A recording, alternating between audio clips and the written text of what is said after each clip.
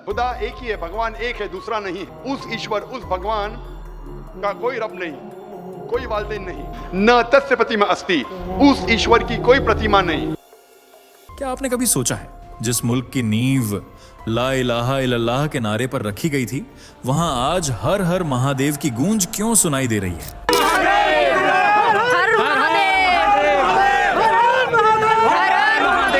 पाकिस्तान की गलियों में जब शिव भक्ति के भजन बजने लगे,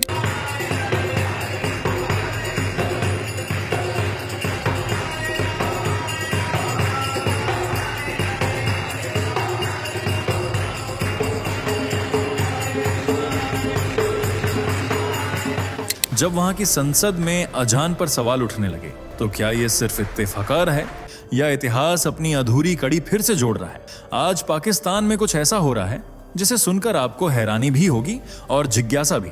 कट्टर इस्लामिक मुल्क में जब लोग खुलेआम कहने लगे हमारे भगवान भोलेनाथ हैं, भोले बाबा अस्सलाम वालेकुम, भोले बाबा अस्सलाम वालेकुम, तो समझिए कुछ बहुत बड़ा बदल रहा है। ये वो देश है जिसने कभी सनातन को मिटाने की कसम खाई थी और अब वही उसकी शरण में लौटता दिख रहा है। लेकिन सवाल ये है, क्यों? आखिर ऐसा क्या हुआ कि जहां एक समय हिंदू मंदिर तोड़ दिए जाते थे, वहां अब दीप जलने लगे हैं? क्यों पाकिस्तान की जनता योगी आदित्यनाथ की नीतियों को अपनाने लगी है? क्या ये आध्यात्मिक जागृति है या सत्ता के भीतर उठती वो लहर जो पूरे उपमहाद्वीप को हिला सकती है? इस वीडियो में हम वो सच दिखाएंगे जो किसी न्यूज चैनल ने नहीं बताया, वो सच जो पाकिस्तान की आत्मा के भीतर छुपा हुआ है।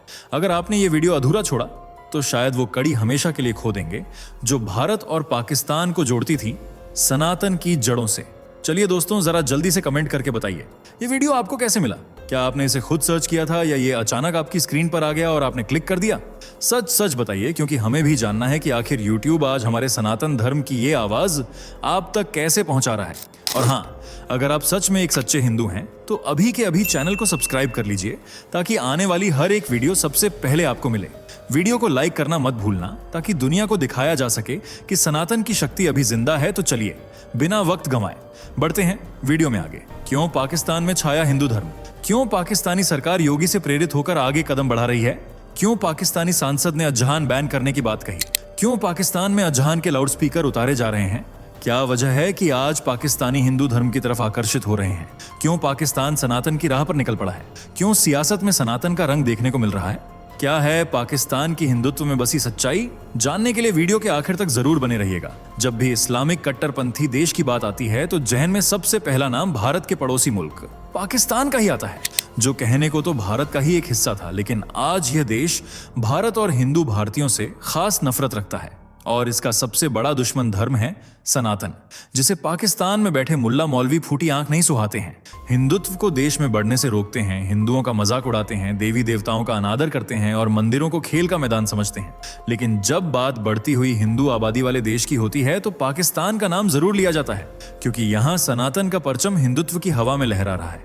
ना सिर्फ हिंदू बल्कि पाकिस्तानी मुस्लिम भी आज सनातन के मुरीद होते जा रहे हैं। भारत, अफगानिस्तान, चीन और ईरान से घिरा हुआ पाकिस्तान आज सनातन का घर बन चुका है, जहां हिंदू तीज त्योहारों से लेकर हिंदू रीति रिवाज भी हिंदू इलाकों में पूरी शिद्दत से फॉलो किए जाते हैं। आज कई ऐसे मुस्लिम हैं जो ये बात दुनिया के सामने कबूल करते हैं कि उनके पूर्वज हिंदू थे, इसलिए उन्होंने भी इस्लाम को छोड़कर हिंदू धर्म अपना लिया है। जरा इनसे मिलिए। ये हैं शायन अली, पाकिस्तान के एक जाने माने इन्फ्लुएंसर। इनका जन्म पाकिस्तान में ही हुआ था और इस्लामिक संस्कृति के बीच ही इनका पालन पोषण हुआ, लेकिन अब इन्होंने सनातन धर्म अपना लिया है। हरे कृष्णा कृष्णा कृष्णा हरे हरे, हरे राम राम राम हरे। हिंदू बनने की यह सीख उन्हें इतिहास के पन्नों से मिली। जब इन्होंने भारत पाकिस्तान के बंटवारे के साथ साथ अपने पूर्वजों की जानकारी निकाली, तब इन्हें पता चला कि इनके पूर्वज मुस्लिम नहीं बल्कि हिंदू थे, लेकिन मुगलों ने उन्हें जबरदस्ती इस्लाम कबूल करने पर मजबूर किया। ये सच जानने के बाद शायन अली ने अपनी मूल जड़ों को पहचाना और उनसे जुड़ गए। उन्होंने सोशल मीडिया पर एक पोस्ट शेयर करते हुए लिखा, इतिहास के बारे में जानने के बाद अब मैं घर वापसी की घोषणा कर रहा हूं। घर वापसी का यह न तो पहला और न ही इकलौता मामला है। आज पाकिस्तान के तमाम लोग हिंदू धर्म को गले लगा रहे हैं और बिना डरे अपने आराध्य का नाम भोलेनाथ बता रहे हैं। इसका उदाहरण है ये मासूम सी बच्चियां। इनकी आप बीती सुनिए। वापस पाकिस्तान जाओ? नहीं, कभी भी नहीं, का नाम भी नहीं लेना। वहाँ पे मारते हैं लड़कियों को। लड़कियों को पाकिस्तान में मारते हैं? पानी नहीं पीने देते, उठा के ले जाते हैं। कौन उठा के लेके जाता है? मुसलमान। यहाँ पे नहीं, पाकिस्तान में डर लगता था। कलमा पढ़ाते, पढ़ाई की जगह कलमा पढ़ाते हैं। पढ़ाई की जगह कलमा। अल्लाह का नाम पढ़ाते हैं। आपको नहीं मन करता था ये सब करने का? हमारा भगवान भोलेनाथ है। इन दोनों बच्चियों ने खुलकर पाकिस्तान का सच बताया है और जब उनसे भगवान के बारे में पूछा गया तो उन्होंने डंके की चोट पर कहा कि उनके भगवान भोलेनाथ हैं, जबकि ये बच्चियां पाकिस्तान से ताल्लुक रखती हैं। लेकिन भगवान शिव और हिंदू धर्म के लिए इनके दिल में कितना सम्मान है, ये आप इस वीडियो को देखकर अच्छे से समझ ही गए होंगे। आज पाकिस्तान की आवाम से लेकर सियासत तक में हिंदुत्व की मिठास घुलती जा रही है और मुस्लिम सांसद तक अपने ही धार्मिक रिचुअल्स के खिलाफ आवाज उठा रहे हैं। हाल ही में पाकिस्तान की संसद में खड़ी होकर एक मुस्लिम सांसद महिला ने अजहान की आवाज पर आपत्ति जताई और खुलकर कहा कि अजहान पर बैन लगना चाहिए। इस सांसद का नाम है शगुफ्ता जुमानी, जो धर्म से मुस्लिम हैं और जिनका मुल्क है पाकिस्तान, जहां सुबह शाम दिन रात इस्लाम के नाम का कलमा पढ़ा जाता है। लेकिन शगुफ्ता अपने मुल्क से बेहद अलग सोच रखती हैं। शगुफ्ता की पहचान एक मजबूत राजनीतिक नेता के रूप में होती है, जो पाकिस्तान पीपल्स पार्टी से जुड़ी हुई हैं और एक पावरफुल सांसद का दर्जा रखती है। ऐसे में एक मुस्लिम सांसद का अजहान पर आपत्ति जताना वाकई हैरान कर देने वाला है। शगुफ्ता ने सबके सामने बिना डरे कहा कि जैसे ही वे अजहान की आवाजें सुनती हैं, उन्हें बेचैनी महसूस होने लगती है और उन्हें अजहान की आवाज बिल्कुल भी पसंद नहीं है। यह उस मुल्क का हाल है जिसकी नींव कलमे पर रखी गई थी और आज उसी मुल्क की एक सीनियर सांसद को इस्लामिक अजन चुभ रही है। आप इन मोहतरमा का यह बयान सुनिए। बदकिस्मती से जो लाजिज में मौज़िन है ना, वो जब अजान देता है तो एक अजीब किस्म की बेजारी होती है कि ये जब चुप कर जाए। तो मैं सच कह रही हूँ, ये मेरी अपनी फीलिंग्स हो सकती हैं, हो सकता है किसी और की भी हो। और सोचिए, अगर यही बात भारत में कोई राजनीतिक हिंदू नेता कह देता तो क्या होता?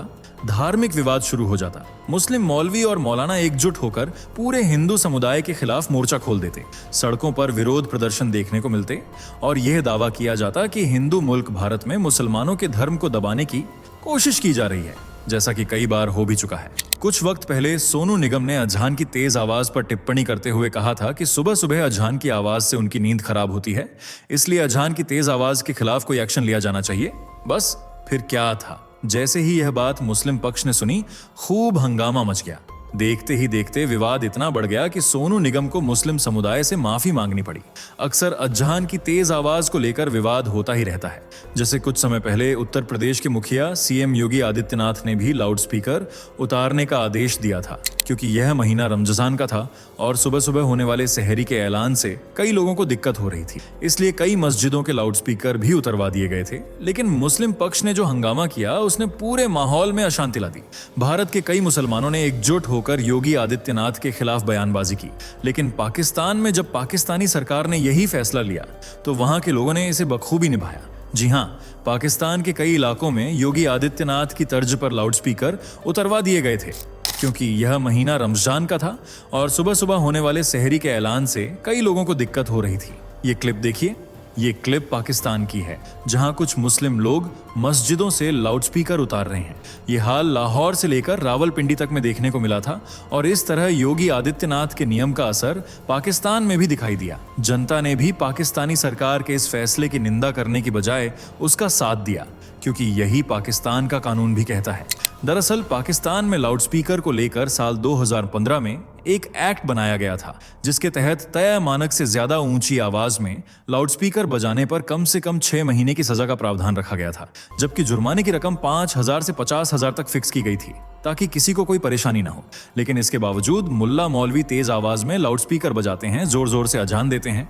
लेकिन अब सरकार भी एक्शन मोड में आ गई है और योगी आदित्यनाथ की तरह कई मस्जिदों से लाउडस्पीकर उतरवाए गए हैं और उनकी जगह धीमी आवाज वाले लाउडस्पीकर फिट कराए गए हैं, जिससे मुस्लिम पक्ष भी नाराज न हो और दूसरे लोग भी सुकून से रह सकें। यही वजह है कि जब मुस्लिम सांसद ने संसद में खड़े होकर अजहान पर बयानबाजी की, तो न तो किसी मौलाना साहब ने कोई विवाद खड़ा किया और न ही मुस्लिम आवाम ने कोई आवाज उठाई। क्योंकि शगुफ्ता ने जो भी कहा वह सब कानून के अनुसार ही कहा था, इसलिए माहौल एकदम शांत रहा।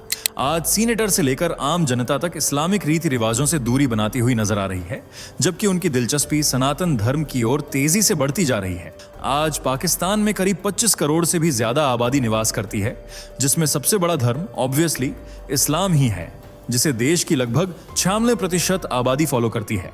और इसके बाद दूसरा सबसे बड़ा धर्म माना जाता है सनातन धर्म को, जिसे आज पाकिस्तान की लगभग 2 से 3% आबादी दिल से कबूल कर चुकी है। इसके बाद 4% हिस्सा ईसाई अनुयायियों का है।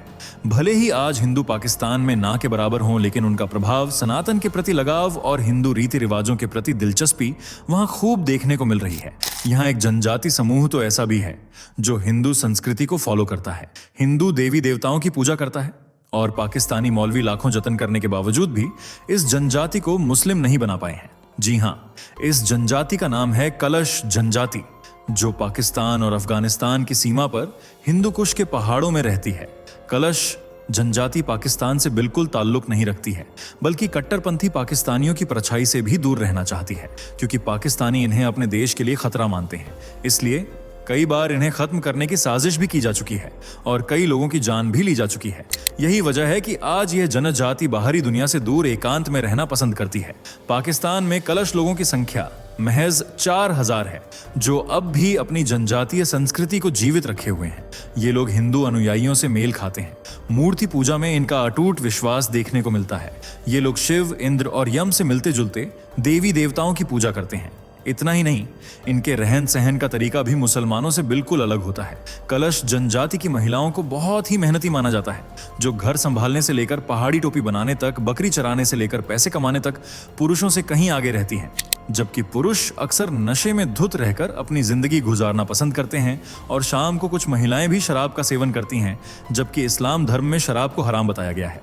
पाकिस्तान की कलश जनजाति हर वो काम करती है जिसकी इस्लाम में मनाही है। ये लोग गूंजलीक नाम का एक खास त्योहार मनाते हैं, जिसमें लड़के और लड़कियां इकट्ठा होते हैं। इस दौरान अगर किसी को कोई लड़की पसंद आती है तो वह उसके साथ चली जाती है। वहीं अगर किसी शादीशुदा महिला को कोई दूसरा पुरुष पसंद आता है तो वह अपने पति को छोड़कर उसके साथ चली जाती है, और इस पर पति को भी कोई ऐतराज नहीं होता, क्योंकि यह उनकी संस्कृति का एक हिस्सा है। इसलिए हफ्तों या महीनों तक, जब तक दिल चाहता है, लड़का और लड़की साथ रहते हैं और फिर घर आकर एक दूसरे से शादी कर लेते हैं। जबकि कुछ लोग साथ रहने के बाद भी शादी नहीं करते।